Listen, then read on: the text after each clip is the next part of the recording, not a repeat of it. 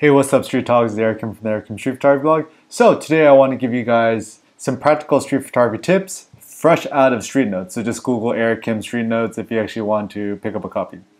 So the reason why street photography is so difficult and challenging is, pushing yourself outside your comfort zone and staying inspired in the streets. So there's a brevy of street photography assignments you guys could apply to your street photography. So the 5 yes, 5 no challenge, 10 no challenge, clean background, 1 square block, 1 camera, 1 lens, and there's bunches of street photography assignments which could inspire you. So the first assignment I want to give you guys is the 5 yes, 5 no challenge. Pretty much the concept of this is to overcome your fear of photographing strangers and doing it as quickly and as efficiently as possible.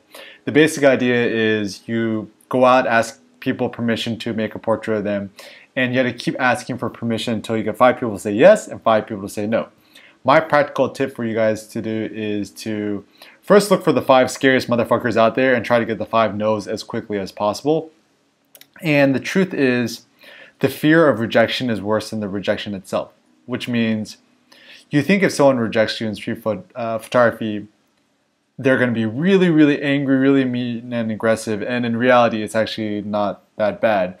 And the reason why it's 5 yes, 5 no is that the first 5 yeses will be a good way to inspire you to try to experiment with different ways of asking. So for example, rather than saying, oh, do you mind if I take your picture? Do you mind if I make your portrait? Is a better assignment than just saying, yeah, do you mind if I take your picture? So making a portrait versus taking a picture. Make a portrait of somebody sounds much more artistic, much more open, much more inviting. Whereas take your picture, it sounds like forceful, like very American, like I'm gonna steal your soul.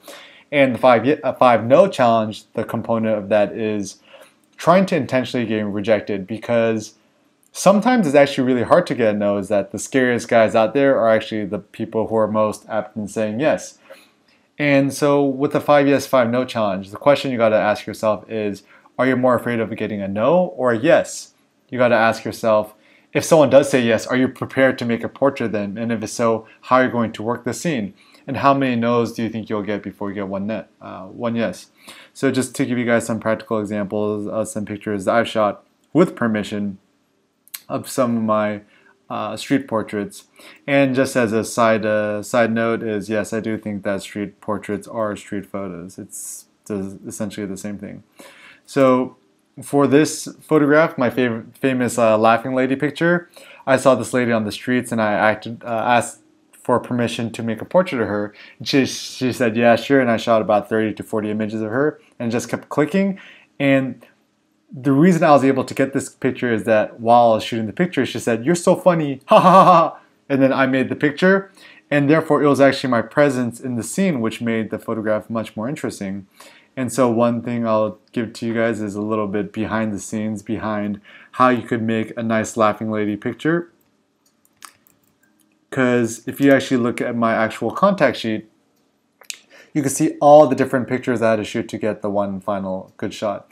In the beginning, all of the initial images were just of her just looking at me, not sure of how to react. And the final shot that I got, she just reacted to my presence. So know that in street photography and you're asking for street portraits, you don't want just a boring picture of somebody's hands just by the side. You want to evoke a reaction, an emotion. And the way you could do that is by talking to them, engaging with them, and asking open-ended questions, and essentially not being shy. Another practical tip too is that know that in street photos you could kind of quote-unquote cheat. And what I mean by that is a lot of the pictures which essentially look like candid pictures that were shot without permission are actually shot with permission. So I was teaching a workshop in LA, and one of the guys in the workshop, also my buddy Devin, asked for permission for this woman to photograph, and I actually made some pictures too. So if you look at this picture, what do you think is a small detail with a little cherry on top which you find interesting? It's probably this little Pinocchio nose. And the way we made the picture is you could see how many pictures you had to shoot to get the one good shot. So here we're just asking for permission, and you can see how I'm essentially working the scene. And while I'm shooting, I'm looking at the edges of the frame. And the reason why it's so important to shoot so many pictures of the scene is that you can see in this picture, there's this little overlap of the black against the white background. Whereas in this picture, there's a clear separation, there's a good figure to ground separating the subjects. And you can see that when you're asking for permission, you'll have some pictures of them just smiling, but generally the pictures of them just smiling is boring. I prefer to just ask the subject to look down and wait for having good light. And let's see.